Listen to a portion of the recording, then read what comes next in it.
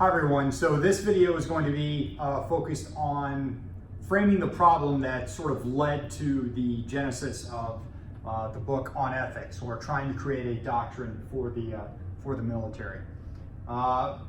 Before we get into any solution, we always want to start with understanding what the problem is, the current state we have with the military. And what I usually found is, in the Marine Corps at least, is that ethics usually ends up in being presented in one of two ways. Either it's super broad, super vague, using very general, vague statements that doesn't really challenge everybody. Oftentimes what we'll end up doing is referring back to an overemphasis on academic theory, but it doesn't necessarily inform how that theory is supposed to translate into functionality for us. Or we go the other way, where we get very, very specific, and we don't arm people with a philosophy. Usually what we tell them to do is do an exact action, so something that's a very specific policy more than a philosophy. So, driving under the influence is something we don't do. Ultimately, we haven't provided our men and women with a paradigm on how ethics is useful for warfighting organizations. And ultimately, what I saw when we talked about the topic of ethics in the military is I saw a detachment when it came to ethics in war. Our understanding of war is pretty well rounded in the U.S. military, and I think we do a pretty good job of understanding not just what are our warfighting functions, but what are the other functions that we have to have in war. So things like fires, intelligence, logistics, other issues like planning, leadership, and tactics. While not necessarily warfighting functions, they're absolutely critical components of war, as well as command and control. So we have a pretty good understanding, regardless of service, regardless of occupational specialty, that if you want to be good at conducting combat operations, regardless of what your occupation may be, you need to be well versed in each one of these functions. But when it comes to the topic of ethics, oftentimes military professionals step aside or isolate the phenomenon of war and then have ethics as something that we address external of it. And as a result, one of the problems that we run into is we don't show how ethics is something that is integral to our success in war. And I think it's led to a lot of military commanders abdicating their responsibility to really communicate and convey ethics relevance in war. And usually what they'll do is they'll take a step back and say, I'll defer to an expert on the topic of ethics because I'm just a war fighter, or I'm a uniformed military member. Those same military members probably wouldn't say the same thing about tactics. They probably wouldn't say the same thing about leadership. I will defer to the expert on leadership. I'm just a uniformed military member. We would never do that, and yet with ethics, we often treat it the same way. So what I wanted us to do is to take war, keep the focus on that, but then find a way to take the subject of ethics and make it relevant to actual success in combat. One of the suggestions I had when I was going through literature and trying to find a doctrine for ethics in the military was I was given this book, Leading Marines. People were referring me to it. One of the benefits is that there's a chapter, the very first chapter is called Ethos, and yet nowhere in the book is the word ethics applied. And one of the challenges I have with Leading Marines is it's a useful book if you understand how to use it. If you use it improperly, it's actually very bad. It's a very bad book. If you want it for inspiration and motivation, this is a good book. You'll be inspired after you read it. If you want it for information, this book is terribly, terribly flawed. For example, the definition of what leadership isn't stated in this book.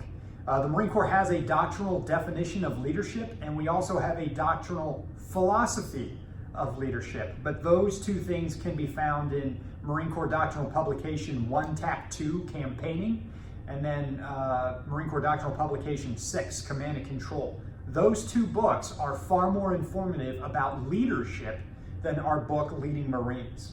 If nothing else, they define what leadership is.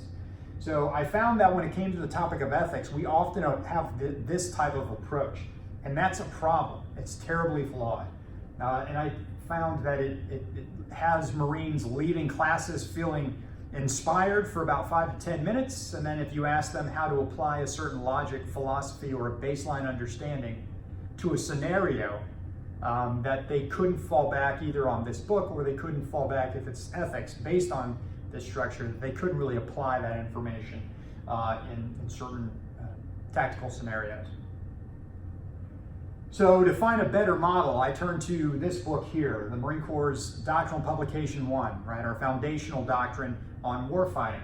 And I thought it was a great model because it does some of these things really well. That it's very concise, it provides very clear definitions, but it also provides declarative statements from the service about what we think about the subject of war. It also describes what war is really well and arms us with a philosophy. It is not designed for one specific demographic in the Marine Corps, officer, enlisted, regardless of occupational specialty. This book applies to every single United States Marine. It doesn't use over-sentimentalization to pull people in. What it does do is provide clear and concise understandings and philosophies about what we think war is and why we wage it and how we wage it.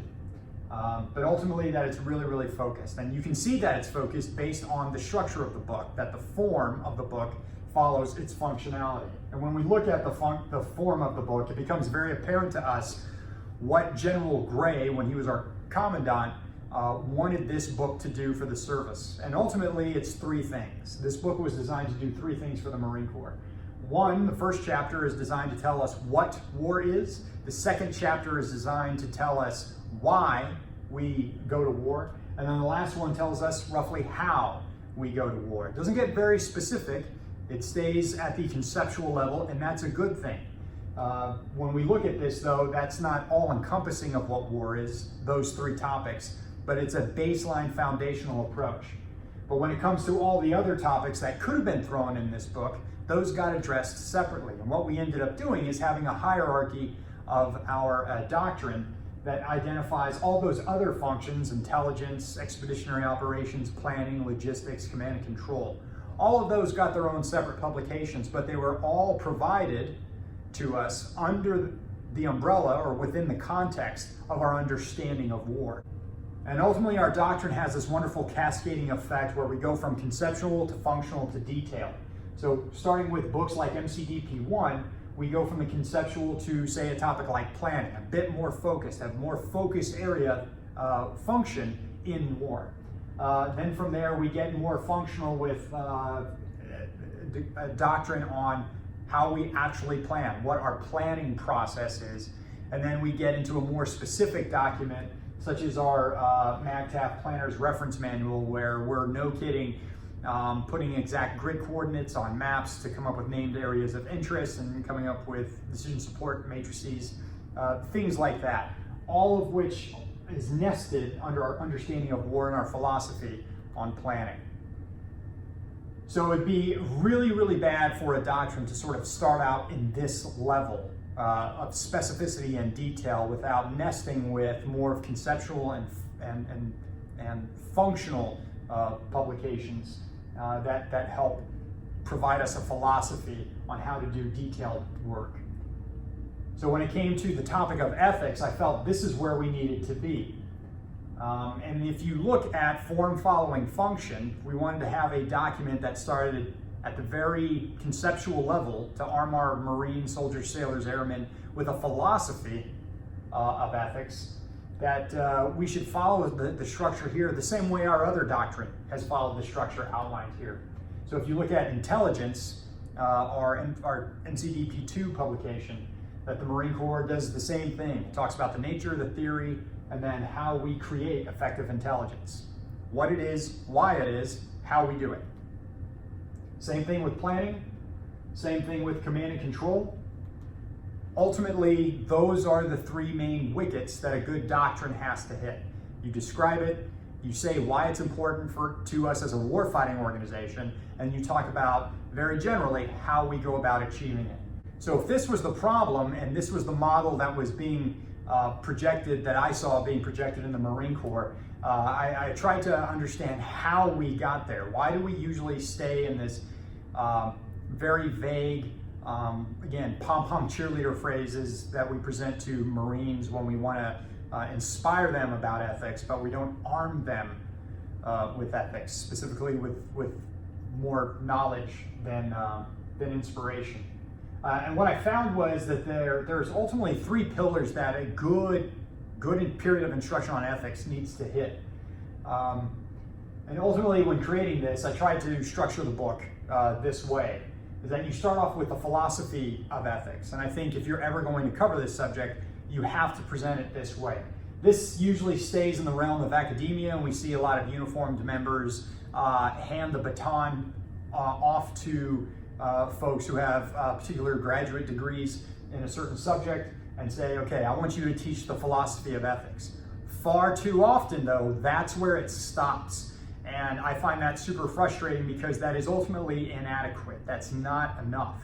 What has to happen next is a fundamental understanding of military doctrine that links the philosophy of ethics and pull it into the realm of military doctrines. As much as we would love to talk about natural law, Thomas Aquinas, Immanuel Kant, Aristotle, Plato, all of the greats, we have to find out how those philosophies are useful to us in war. In the past, been too much of a divide between these two.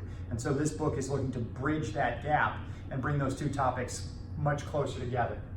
So understanding what ethics is, how it's important to our military doctrine is good, but I think ultimately what we're trying to achieve is the shaping of people's behavior so that we can be ethical with our understanding of what ethics is and why it's important to fighting in the military, but we also need to understand human behavior, because ultimately that's the center of what ethics is. Ethics, defined in this book, is the adherence of one's actions to their values. So if we're going to talk about the topic of ethics, it ultimately has to be done in a way that arms our military leaders to understand what ethics is, why it's important in war, and then give them the tools necessary to shape people's behavior to be ethical in war. That's the continuum that we're looking to achieve with the book, and those are the three pillars that everyone should demand if they're ever going to receive a period of instruction on ethics. Focusing on just one of any of these three is always going to be inadequate. It will never be good enough, and that's why I feel like we've been failing a little bit. So keeping it just at the realm of ethical philosophy will always be inadequate. We really need to strive to do more and have a more well-rounded approach. So instead of looking at leading Marines as the focus on how to incorporate ethics into a warfighting organization, I decided we needed to have a separate publication that would be a good doctrine for our warfighters, a doctrine on ethics. So the book, as it's currently constructed right now, does have some things that I would say are pretty innovative that I haven't been able to find in other publications, other books on the topic of ethics when it comes to warfighting. In particular, it defines ethics, morals, and values. It also links ethics and trust to the warfighting philosophy of the Marine Corps, which is known as maneuver warfare. So it tries to make that linkage and, again, bridge that divide between the philosophy of ethics to military doctrine. And then lastly, it provides a philosophy on how we can facilitate or develop individuals, teams, units to behave ethically.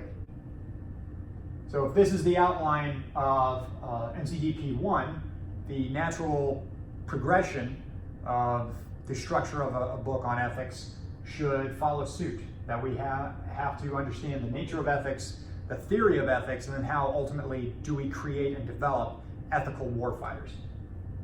And just as we have this cascading effect of our doctrine, all the way from MCDP 1, from conceptual, functional to detailed, I felt that there was a missing gap between our ethics continuum. We start everything under the context of warfighting, and we do have some pretty good publications that help us understand the more functional and detailed applications of ethics in terms of sustaining the transformation and the user's guide for discussions on Marine Corps values. But there has been a gap here. There is no doctrinal publication or doctrinal work on ethics. There is a gap here. So what this book is designed to do is help until there's a codified doctrine from the service to fill a gap for the force, so that we all have a baseline understanding that we can apply of what ethics is, why it's important, and how we create ethical warfighters in the context of warfighting. And ultimately, this is a very exciting time for us in the Marine Corps, at least. There has been discussion from our commandant, in fact, specific guidance, that we should have a doctrinal publication on learning, which is a critical component of command and control and success ultimately in war. And I think there's a correlation between learning and ethics that should be taken into account. We have our, again, MCDP1 talking to us about the strategic and operational and tactical levels of war. Subsequently, we have follow-on publications that address these topics. 1 TAC 1 addresses strategy. 1 TAC 2 talks about campaigning, which happens at the operational level of war. And then 1 TAC 3 focuses on tactics. And all of 3 of these books takes this very conceptual, broad topic of war and focuses it more and more and more, from strategy to operational campaigns to actual tactical level objectives. And that's a nice, easy continuum based on the literature that's found in MCDP1. What I would propose is that the Marine Corps and the rest of the force adopt a similar model when it comes to the topic of ethics, as well as a doctrine on learning. We in the Marine Corps have identified that command and control is the most important function when fighting in war. And if that's the case, I'd submit that having a learning doctrine nests very well within that. And that is a critical component of command and control. That's ultimately about Boyd's OODA loop and adaptation in an environment of chaos, friction, and uncertainty. That learning is a critical component of that. But as we talk, and we'll talk more detail in the other videos, that ethics is a critical component of learning and the ability to have effective command and control. And then lastly, that the Marine Corps adopt an actual doctrine on leadership. The book Leading Marines, very aspirational book. I appreciate the sentiment behind it. While motivational and inspirational, it's ultimately not very informational. And I think what the Marine Corps could do is lead the way and have a codified doctrine signed by the Commandant that would ultimately say, hey, this is our warfighting philosophy on leadership, on ethics, and on learning. And that ultimately will lead to a comprehensive understanding of what command and control is.